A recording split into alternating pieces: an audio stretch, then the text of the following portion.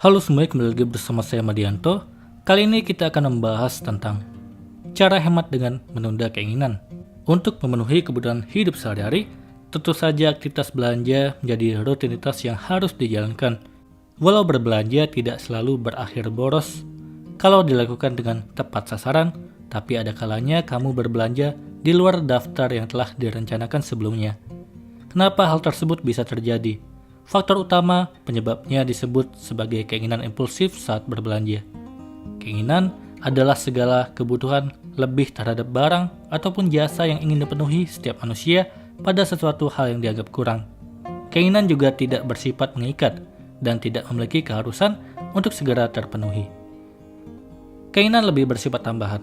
Ketika kebutuhan pokok telah terpenuhi, kebutuhan adalah semua barang ataupun jasa yang dibutuhkan manusia demi menunjang segala aktivitas dalam kehidupan sehari-hari. Kebutuhan tidak akan lepas dari kehidupan sehari-hari, di mana kebutuhan merupakan hal dasar dalam memenuhi keberlangsungan hidup dan harus segera terpenuhi.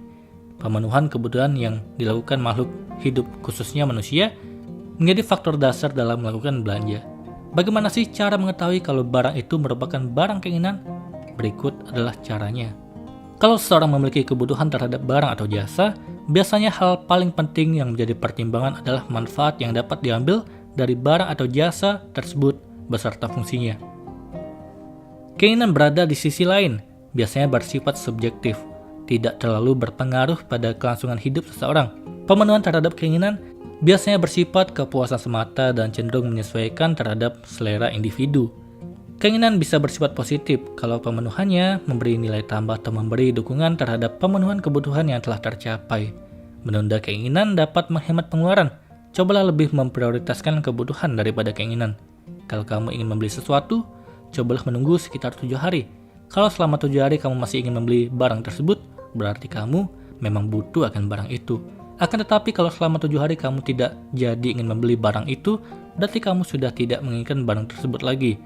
Sehingga uangnya bisa disimpan jadi lebih banyak karena sudah batal membeli barang tersebut. Membeli barang yang diinginkan memang tidak ada salahnya, tapi ketika kamu memaksakan diri membelinya, hal inilah yang menjadi masalah.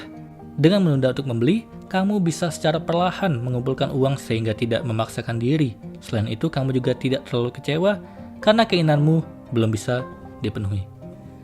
Membeli barang yang diinginkan memang tidak ada salahnya, tapi ketika kamu memaksakan diri untuk membelinya lah yang menjadi masalah.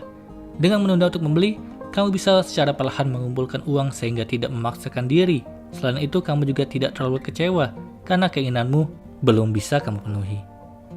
Banyak cara sederhana yang bisa kamu lakukan untuk mempelajari bagaimana cara menghemat pengeluaran. Salah satunya adalah dengan membeli barang yang memang benar-benar akan berguna untukmu. Dengan berhemat, kamu akan memiliki uang untuk disimpan sebagai tabungan. Bukankah memiliki tabungan membuat hati jauh lebih tenang? Dengan mengetahui barang yang kamu miliki masih bisa digunakan, terlebih lagi dalam waktu lama, keinginan untuk membeli barang yang juga akan tertunda, kamu akan lebih menghargai barang yang sudah kamu miliki, sekaligus belajar lebih sederhana. Renungkan kembali setiap kamu memikirkan benda yang ingin kamu beli. Meskipun kamu memiliki uang untuk membelinya, tetap kamu harus bijak dalam berbelanja, daripada setelah dibeli, tapi tidak berfungsi dengan baik. Kali ini kita akan membahas tentang cara menghemat uang setiap hari. Gaya hidup yang impulsif dan boros dapat mengancam tabungan untuk masa depan. Zaman sekarang, berbagai hal semakin terasa instan, namun cara menghemat uang tidak bisa dilakukan secara instan. Kamu pasti merasakan bagaimana susahnya menghemat uang. Berikut tips cara menghemat uang setiap hari untuk menyelamatkan keuangan. Di zaman yang serba modern ini, memang sangat memudahkan kita dalam melakukan sesuatu. Dengan satu klik saja, kamu sudah bisa mendapatkan apa yang diinginkan. Tapi tanpa disadari, kebiasaan ini dapat membuat kita semakin boros dan konsumtif. Memang senang sih mendapatkan barang yang diinginkan dengan mudah, tapi uang di dompet dan rekening semakin lama semakin tipis. Bahkan kalau terlalu asik jajan, tidak jarang tagihan membludak karena tidak menghitung pengeluaran dengan cermat. Sebuah penelitian menyebutkan ada beberapa faktor yang menyebabkan seseorang bersikap konsumtif, yaitu penggunaan produk dan daya beli untuk mempertahankan status sosial, untuk kepuasan, dan untuk gengsi. Dalam penelitian Frontiers in Psychology, dikatakan bahwa perilaku hemat bergantung pada tingkat kesadaran yang dimiliki orang mengenai efek dari bersikap konsumtif. Oleh karena itu, kesadaran akan konsekuensi sosial, lingkungan, dan ekonomi dari bersifat konsumtif telah dipastikan mempengaruhi perilaku hemat. Khususnya kesadaran konsekuensi ekonomi merupakan hal yang memberikan dampak terbesar pada perilaku hemat. Jika saat ini kamu ingin menyelamatkan keuangan dari sifat konsumtif, menerapkan beberapa tips berikut akan membantu kamu mencoba cara-cara baru dalam menghemat uang. Yang pertama, cobalah mulai membuat anggaran. Cara menghemat uang setiap hari dan paling sederhana adalah dengan memulai membuat anggaran pengeluaran setiap harinya. Membuat dan berpegang teguh pada anggaran sangat penting bagi kesuksesan finansial. Dalam membuat anggaran, kamu dapat memprioritaskan hal-hal yang penting dan memotong hal-hal yang kurang penting. Ingatlah bahwa tidak ada yang salah dengan sesekali menghabiskan hal-hal yang disukai, namun pastikan kamu menyisihkan uang untuk ditabung. Kedua, menghentikan langganan bulanan yang tidak penting. Di era serba internet ini, bukanlah hal aneh untuk berlangganan layanan hiburan yang dapat digunakan kapan saja sesuka hati. Cara menghemat uang setiap hari selanjutnya adalah dengan menghentikan layanan bulanan yang tidak terlalu penting, seperti tagihan aplikasi streaming film, musik, dan lain sebagainya. Kalau memang merasa membutuhkan layanan tersebut, ubahlah layanannya menjadi yang paling murah dan sesuai dengan budget kita. Ketiga, hentikan pengeluaran berlebihan. Salah satu penyebab seseorang sulit menghemat uang karena melakukan pengeluaran yang berlebihan. Ibarat peribahasa, besar pasak daripada tiang, yang artinya lebih besar pengeluaran daripada pemasukan. Tak jarang, kecerobohan mengatur keuangan seperti ini malah membuat seseorang terlilit utang yang tak kunjung lunas. Cara menghemat uang setiap hari adalah dengan mengatur pengeluaran, apalagi kalau kamu menggunakan cicilan atau kartu kredit sebagai alat pembayaran. Pastikan jangan sampai melebihi kemampuan melunasinya setiap bulan. Keempat, menahan godaan untuk makan di luar atau pesan antar. Cara menghemat uang setiap hari selanjutnya adalah dengan menahan godaan untuk makan di luar atau melakukan pesan antar makan. Di zaman yang serba instan ini, memang kita diberi kemudahan untuk melakukan sesuatu. Salah satunya adalah untuk memesan makanan. Hal ini merupakan salah satu jalan menuju keborosan. Lebih baik kamu menyempatkan diri untuk membawa bekal makanan dari rumah. Selain bisa menghemat pengeluaran, memasak makanan sendiri di rumah tentu terjamin kebersihan dan kesehatannya. Kelima, tunggu 1 minggu sebelum membeli. Pernahkah kamu membuka akun e-commerce lalu tergodakan sebuah barang yang menarik dan murah, padahal belum tentu kamu membutuhkan barang tersebut? Kalau pernah, itu berarti kamu memiliki perilaku impulsif.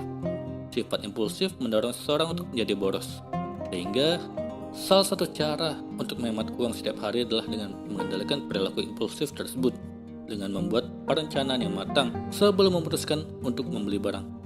Cara sederhana yang bisa kamu lakukan adalah, kalau biasanya kamu membutuhkan waktu 1 hari untuk membeli barang, coba untuk berpikir selama 1 minggu sebelum membeli barang. Dengan melakukan hal ini, kamu mungkin akan menyadari kalau barang tersebut belum tentu bermanfaat untuk dibeli. Keenam, belajar dari kesalahan. Banyak manfaat yang bisa didapatkan dari hidup hemat. Dikutip dari Clifford Finance, bahwa hidup hemat akan memungkinkan kamu membangun lebih banyak kebebasan finansial ke dalam hidup dengan mempercepat kamu mencapai tujuan finansial. Untuk itu, perlu dengan sadar menghemat uang setiap harinya. Salah satu cara menghemat uang setiap hari adalah dengan belajar dari kesalahan.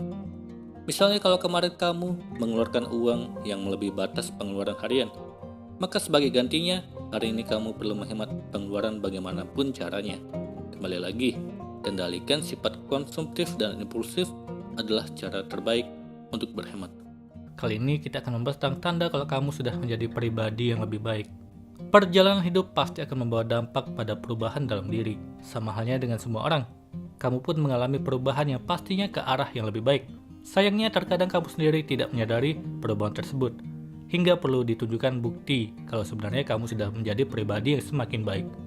Kalau kamu mulai mengalami dan merasakan hal-hal berikut, tandanya kamu sudah menjadi pribadi yang lebih baik. Kualitas dirimu sudah semakin meningkat dari waktu ke waktu. Berikut ulasannya. Yang pertama, berhasil bertahan dan melewati masa-masa sulit.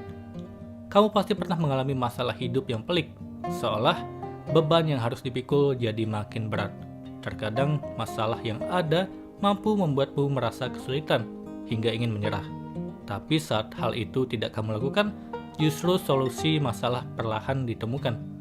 Saat semua sudah berlalu, pandanglah dirimu lagi. Hari ini, kamu adalah sosok hebat yang telah mampu menaklukkan masa-masa sulit itu. Tanpa sadar, mentalmu ikut ditempa, hingga sukses naik kelas dan jadi pribadi yang makin berkualitas. Kedua, serius berusaha mencapai tujuan hidup. Di saat banyak orang masih galau dan kehilangan arah serta tujuan hidup, kamu justru sudah menemukannya dan berproses meraih impianmu. Bukan sekedar menjalani proses, kamu bahkan makin fokus dan serius mencapai tujuan hidupmu.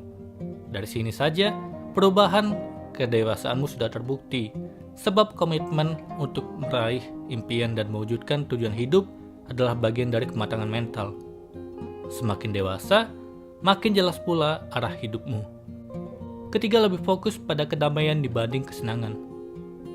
Ketika banyak orang masih mengejar kesenangan yang sifatnya sementara, kamu justru lebih memilih meraih kedamaian. Bagimu, memberi makan jiwa dengan ketenteraman jauh lebih penting dibanding bersenang-senang tanpa tujuan yang jelas. Kamu juga mulai berhenti mencari kesenangan sesaat ketika merasa butuh lari sejenak dari masalah yang mengimpit hidup. Masalah ada untuk dihadapi, bukan malah ditinggal bersenang-senang dengan dalih healing. Keempat, mau belajar dari kesalahan untuk terus perbaiki diri. Masih banyak orang yang merasa dirinya paling benar, hingga enggan mengakui kesalahan yang dilakukan. Berbeda dengan mereka, kamu justru menjadikan kesalahan yang sempat diperbuat sebagai media untuk memperbaiki diri.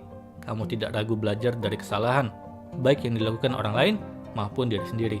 Tidak ada sakit hati saat ditodong permintaan maaf dan dituntut untuk bertanggung jawab. Semua kamu anggap sebagai proses hidup yang harus dilalui dengan legowo. Kelima, paham pentingnya kualitas pertemanan dibanding kuantitas. Sudah jadi rahasia umum kalau circle pertemanan kerap jadi mengerucut seiring pertambahan usia.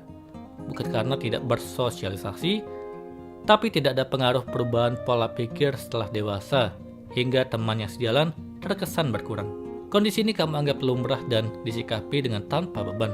Bahkan kamu mulai berpikir kalau jumlah teman dekat tidak jauh lebih penting kalau dibandingkan kualitas hidup hubungan itu sendiri. Kualitas tetap nomor satu dibanding kuantitas. Dengan melihat hal tadi, kamu akan menyadari bahwa sebenarnya dirimu sudah berubah menjadi pribadi yang lebih baik dari waktu ke waktu. Semoga ini bermanfaat. Sekian dan terima kasih.